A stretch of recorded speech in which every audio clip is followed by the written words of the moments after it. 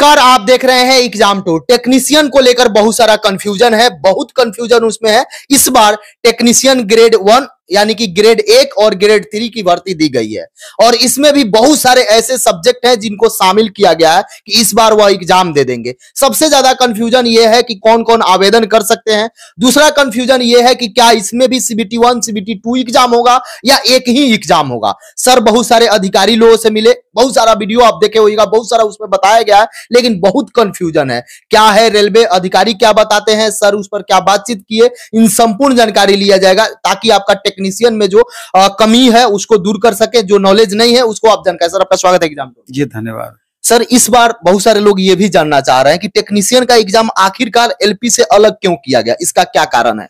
नहीं, ये अच्छा सवाल आप किए, क्योंकि पहली बार बहुत दिनों के बाद, बहुत दिनों का मतलब ये है कि जब शुरुआत में वैकेंसी निकलती थी तो ड्राइवर और टेक्नीशियन की वैकेंसी अलग अलग ही होती थी। आज से 12 साल 15 साल पहले की बात है। लेकिन बाद में चल करके LP टेक्नीशियन को एक कर दिया गया और पहले बोर्ड बाय बोर्ड भी वैकेंसी अलग रहती थी। तो बाद में जब दोनों को एक साथ कर दिया गया, फिर सारे बोर्ड को आपस में कंबाइंड कर दिया गया, तो इससे फायदा और नुकसान दोनों बातें थी। फायदा इससे ये हुआ कि एक साथ मैक्सिमम वैकेंसी आ गई।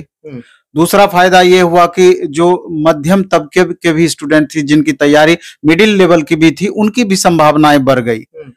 और नुकसान इससे ये हो गया कि पहले जैसे अलग अलग बोर्ड से अलग अलग पोस्ट की वैकेंसी आती थी ड्राइवर और टेक्नीशियन की, तो सब बोर्ड का अलग अलग ड्राइवर निकलता था, अलग अलग टेक्नीशियन निकलता था, तो अपॉर्चुनिटी छात्रों को ज्यादा मिलती थी। तो उस समय दिक्कत ये होता था कि जो जिन छात्रों का तैयारी बहुत बेहतर हो चुका रहता था तो उनका रिजल्ट कई जगह होता था। फाइनली वो एक ही जगह ज्वाइन करते थे, बाकी जगह छोड़ना पड़ता था। बोर्ड को भी इसमें परेशानी होता था कि एक जगह ज्वाइन किया, फिर बाद में चल करके वही बच्चे छोड़ दिए, तो बोर्ड को रेगुलर जो स्टाफ मिलना चाहिए था वहां परेशानी होती थी। तो बहुत सारा बदलाव हुआ। फिर जाकर के जब इधर हाल के दिनों में जब LP की वैकेंसी आई और बहुत ज्यादा विरोध प्रदर्शन बच्चों के द्वारा किया गया कि LP और टेक्नीशियन पहले मिला के आता था, अलग क्यों, इतनी कम वैकेंसी क्यों। तो इस पर जो कोचिंग इंस्टीट्यूट के टीचर्स और रेलवे के अधिकारियों के बीच जो मीटिंग हुई, उस मीटिंग में उनका साफ कहना था GM सर का कि रेलवे की कई चरणों में एग्जाम होती है LP की, जबकि टेक्नीशियन नियमतः एक ही चरण में एग्जाम होने की बातें हैं, एक ही चरण में एग्जाम लिया जाता था, मात्र एक ही चरण। हाँ, एक ही चरण में। इस लेकर के अब दोनों को अलग कर दिया गया क्योंकि इस प्रोसेस में बहुत समय लगता था, ये उनका तर्क था। हाँ, लेकिन बच्चों का अपॉर्चुनिटी निश्चित रूप से प्रभावित इससे हुआ है। तो हमको जो अब लगता है, जिस तरीके से देखे कि LP टेक्नीशियन का वैकेंसी दिया, पूरा कैलेंडर जारी कर दिया गया, मार्च अप्रैल में टेक्नीशियन की वैकेंसी आ जानी है और अक्टूबर नवंबर में इसका एग्जाम भी हो जाना है। पहली बार हुआ कि टेक्नीशियन में ग्रेड 1 की भी वैकेंसी दी गई, ग्रेड 3 के वैकेंसी के साथ साथ। तो सबसे पहला प्रश्न अब ये आता है, हम अन्य बातों पर भी जाएंगे कि ग्रेड 1 में कौन से बच्चे भर सकते हैं। तो मैक्सिमम बच्चे तो वीडियो देख लिए होंगे, उनकी जानकारी में भी होगी, लेकिन फिर भी हम रिपीट कर देना चाहते हैं। जिनका BSc फिजिक्स है, इलेक्ट्रॉनिक्स है, इंस्ट्रूमेंट है, और भी इसमें आप देखेंगे कि पहली बार कंप्यूटर साइंस और IT वाले को भी मौका दिया गया है इसमें। इसके अलावा देखेंगे कि जैसे BSc फिजिक्स का बेसिक स्ट्रीम जो है, इलेक्ट्रॉनिक्स है, कंप्यूटर साइंस है, इस सबको भी मौका दिया गया। और सबसे बड़ी बात है कि डिप्लोमा और बीटेक वाले के अन्य स्ट्रीम वालों को भी इसमें मौका दिया गया है। और सबसे बड़ी बात है कि इसका जो पे स्केल है 29,200 का है, जबकि टेक्नीशियन ग्रेड 1 का और टेक्नीशियन ग्रेड 3 का 19,200 का पे स्केल है। तो इतना भारी अंतर है, लगभग 55,000 रुपये से पेमेंट टेक्नीशियन ग्रेड 1 का स्टार्ट ही होता है। हाँ, ये ITI वाले बच्चे इसमें डायरेक्ट नहीं भर सकते हैं। जबकि ग्रेड 3 की अगर हम बात करें तो कंप्लीट उसमें PCM वाले बच्चे भी भरेंगे और ITI वाले बच्चे भी उसमें भरेंगे, दोनों जगह पर। और दोनों के लिए बच्चों को अलग अलग फॉर्म डालना होगा। दोनों पोस्ट के लिए, ग्रेड 1 के लिए अलग फॉर्म डालना होगा और ग्रेड 3 के लिए अलग अलग फॉर्म डालना होगा। और एक ही बोर्ड को सेलेक्ट करते हैं तब भी उनको अलग अलग फॉर्म डालना होगा, नहीं तो अदर बोर्ड में तो आपको अलग डालना ही डालना है। अलग एग्जाम भी, हाँ, अलग अलग एग्जाम भी इसका होना है। अब सबसे बड़ी बात इसमें ये आती है, जिसको समझना है कि एक एग्जाम होगा कि 2 एग्जाम होगा। सबसे बड़ा कंफ्यूजन यही है, कंफ्यूजन। तो जिस तरीके से अभी नोटिफिकेशन का समरी दिया गया है, इसका डिटेल नोटिफिकेशन अब आ जाएगा। तो उसमें स्पष्ट कहीं भी इसके सेकेंड एग्जाम CBT2 की चर्चा नहीं की गई है, कहीं पर भी नहीं। इसका साफ मतलब होता है, और जिस तरीके से रेलवे अधिकारियों ने भी जो अपनी बात वो लोग रख रहे थे, तो इससे साफ जाहिर होता है कि एक ही एग्जाम होने की 99% संभावना है। और उसमें भी आप देखेंगे कि बहुत टीचर का अलग अलग मत है। तो बहुत टीचर बोलेंगे कि डायरेक्ट CBT2 होगा, और कोई टीचर बोलेंगे कि नहीं, उसका अलग तरीके से एग्जाम। हाँ, तो मेरा इसमें अपना मानना है कि CBT2 का मतलब ये होता है कि मैथ, रीजनिंग के साथ बेसिक साइंस, इंजीनियरिंग, ड्राइंग, यही 3 पेपर मिला करके टोटल का टोटल 100 क्वेश्चन इसमें आ जाता है। लेकिन क्या लगता है कि मैथ, रीजनिंग, साइंस को छोड़ दिया जाएगा, 10 क्वेश्चन का जो GS सेक्शन है वो छोड़ दिया जाएगा? तो मेरा अपना मानना है कि डायरेक्ट CBT2 ना हो करके एग्जाम जो होगा, एक सिटिंग में 75 क्वेश्चन मैथ, रीजनिंग, साइंस, इसके अलावा 10 मार्क्स का जो GS का सेक्शन है वो चला जाएगा यहाँ पर, और दूसरे सिटिंग में ट्रेड का 75 क्वेश्चन पूछा जाएगा। मेरा अपना मानना ये है, इसी तरह का मैक्सिमम संभावना है। ये तो जब नोटिफिकेशन आ जाएगा तो जो भी बातें हो रही है ये 100% क्लियर हो जाएगी कि डायरेक्ट CBT2 वाला सेक्शन रहेगा या कि 75 क्वेश्चन प्लस 75 क्वेश्चन, इस तरह का। जबकि आप देखेंगे कि ट्रेड जो होता है वो क्वालिफाइंग नेचर का होता है, मेरिट इस सेक्शन से बनता है। तो अभी थोड़ा सा इस मामले में कंट्राडिक्शन है, क्योंकि रेलवे के अधिकारी से भी जब बात होती है तो पूरी स्पष्टता उनकी बातों में नहीं रहती है, इस लेकर के कंफ्यूजन की स्थिति थोड़ी सी बनी हुई रहती है। तो इस पर अभी ज्यादा डिबेट वाला बात भी नहीं है। निश्चित रूप से जो स्टूडेंट टेक्नीशियन का फॉर्म भरेंगे वो सारे बच्चे ALP का भी फॉर्म भर रहे होंगे या भरे होंगे। तो निश्चित रूप से अगर LP का आप तैयारी कर रहे हैं तो टेक्नीशियन के लिए बिल्कुल भी अलग से तैयारी करने की जरूरत नहीं है, और अभी एग्जाम में समय भी है। और मेरा तो मानना यह भी है कि जो ये अभी लगातार हल्ला हो रहा है कि ग्रुप D से ITI हटा दिया है, ITI हटा दिया है, ITI हटा दिया है, तो कहीं भी इस बात की क्लियरिटी नहीं है कि ITI को हटाया गया है।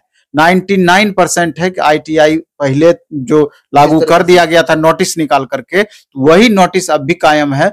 अधिकारी रेलवे के खुद कंफ्यूजन में थे, उनको पता ही नहीं था कि वास्तविकता इसमें क्या है या किस तरीके से नोटिस। तो संबंधित जो विभाग होगा एग्जैक्ट वही बता सकता है वहां पर, ये अन्य अधिकारी को जानकारी सारी बातें रहे, ये भी दिक्कत है। इसलिए करके ग्रुप D में ITI है और ITI रहेगा, अभी हटाया नहीं गया है। भविष्य में अगर कुछ उल्टा पुल्टा होने का रहेगा तो ये आगे देखा जाएगा। तो अब इस बात का सारांश ये निकलता है कि जो भी स्टूडेंट ALP की तैयारी करते हैं, टेक्नीशियन की तैयारी करते हैं, ग्रुप D की तैयारी करते हैं, तो सिमिलर सिलेबस तीनों जगह फॉलो करना है।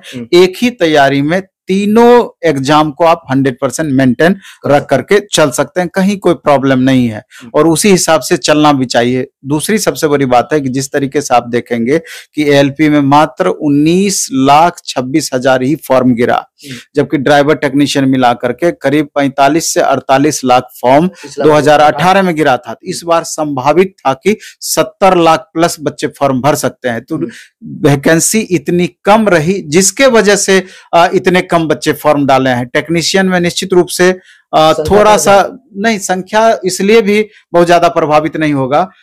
अब जो टेक्नीशियन ग्रेड 1 कर दिया गया है उसको लेकर के संख्या बढ़ जाएगी। सिर्फ टेक्नीशियन ग्रेड 3 जहां तक सवाल है उसमें तो बीटेक या डिप्लोमा वाले भरते नहीं हैं, PCM वाले बच्चे जरूर उसमें आते हैं, ITI वाले बच्चे रहते हैं, तो वहां पर विशेष फर्क नहीं पड़ना है। और इसी फर्क से बच्चे डर भी रहे थे। तो इसलिए करके समझिए कि जितने फॉर्म स्टूडेंट भर रहे थे तो आधा से कम संख्या में ही फॉर्म इसमें गिरेगा, टेक्नीशियन में भी बनिस्पत पिछली बार का।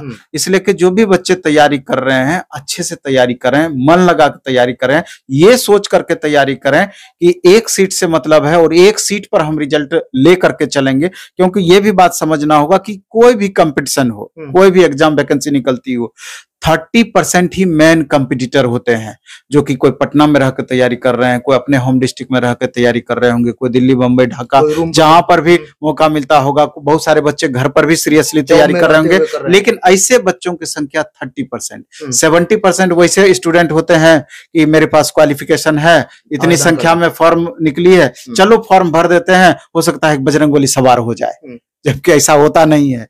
तो इस लेकर के छात्रों से हम ये कहना चाहते हैं, घबराना नहीं है और आप loco pilot, technician, group D की तैयारी कीजिए। साथ में नॉन टेक जो वैकेंसी एनटीपीसी की आएगी उसका भी आपको तैयारी करना है, साथ में एग्जाम देना है। और जिस तरीके से अगर जैसे बिहार से अगर आप बिलोंग करते हैं तो बिहार एसएससी की वैकेंसी अच्छी खासी संख्या में 12,000 प्लस पोस्ट है। इसके अलावे भी अन्य जो वैकेंसी आते रहती है सब पर नजर गड़ा करके रखना है। अभी आप बिहार में देखेंगे कि एक बेल्ट्रॉन से वैकेंसी निकली हुई है, बेल्ट्रॉन से, और बेल्ट्रॉन में ठीक ठाक पोस्ट है, अच्छा पोस्ट है, 20,000 के करीब पोस्ट है। तो जो छात्र चाहे, और वो भी 60 साल तक वो नौकरी में जाना है, और उसमें हिंदी अथवा इंग्लिश टाइपिंग खोजता है। 60 मार्क्स का एग्जाम होता है, 60 मार्क्स कंप्यूटर से ही खोजता है। तो हम कहते हैं कि जो भी एलपी वाले छात्र हैं, अभी बिहार एसएससी फॉर्म भरे होंगे तो कंप्यूटर का डिग्री सब बनवाए होंगे, तो वही डिग्री आपका यहाँ पर भी काम कर जाएगा। 100% बेल्ट्रॉन का फॉर्म भरना चाहिए आपको। एक अपना वैकल्पिक व्यवस्था करके चलें। प्रायोरिटी आप जरूर रखें रेलवे, लेकिन वैकल्पिक व्यवस्था अपना लेकर के चलें, क्योंकि समय ऐसा आ गया है कि पूरी तरीके से गवर्नमेंट वैकेंसी के आशा में रहिएगा या सेलेक्टिव पोस्ट के आशा में रहिएगा, हो सकता है कि आपको निराशा हाथ लगे। इसलिए कर अपने ऑप्शंस को हमेशा बनाए रखना है। और एक बात और हमेशा बोलते हैं कि डिग्री कभी बेकार नहीं जाता है। अगर आपने +2 किया है, ग्रेजुएशन में नाम लिखा लें, कॉरेस्पॉन्डेंस में ही नाम लिखा लें, खाली एग्जाम जाकर के लास्ट मोमेंट में दें। ग्रेजुएशन कर लिया है, पोस्ट ग्रेजुएशन में नाम लिखा लें। टाइपिंग नहीं किए हैं तो टाइपिंग आप करें, बीलिस कर लें, डीएलएड कर लें, बीएड कर लें। जो भी टेक्निकल डिग्री अगर आपसे बन पड़ता है उसको भी साथ साथ कंटिन्यू रखें। बैठे हुए बिल्कुल आप ना रहें। शॉर्ट हैंड आप कर लें, दूसरी इस तरह का कोई डिग्री मिलती है तो उसको भी आप लेने का प्रयास करें, क्योंकि समय कैसे बीत जाएगा एकदम नहीं पता चलेगा। इसलिए बाबू एकदम छोटे छोटे समय का उपयोग करना है, छोटी छोटी डिग्रियां लगातार लेते रहना है, क्योंकि 2 साल 3 साल अगर आप अच्छे से मेहनत कर जाते हैं या किए होंगे तो उसका प्रतिफल आगे चल करके देखने को मिलेगा ही मिलेगा। जो भी टेक्नीशियन अभ्यर्थी हैं वह यदि इसके बावजूद भी किसी भी प्रकार का कोई कंफ्यूजन हो, बहुत सारे लोगों का ये कंफ्यूजन था कि कागजात कैसे तैयार करें, चूंकि बिहार के कोई भी वैकेंसी आप डाले हुए हैं तो एनसीएल हो गया है या ईडब्ल्यूएस हो गया या जाति आय निवास हो गया, तो उसका लेवल अलग रहता है, सेंट्रल लेवल का अलग रहता है। उस पर एक नेक्स्ट वीडियो मैं बनाऊंगा जिसमें केवल डॉक्यूमेंट्स को लेकर चर्चा करेंगे, ताकि आप किसी भी प्रकार से कहीं गलती ना करें। सर, समय देने के लिए बहुत बहुत आभार।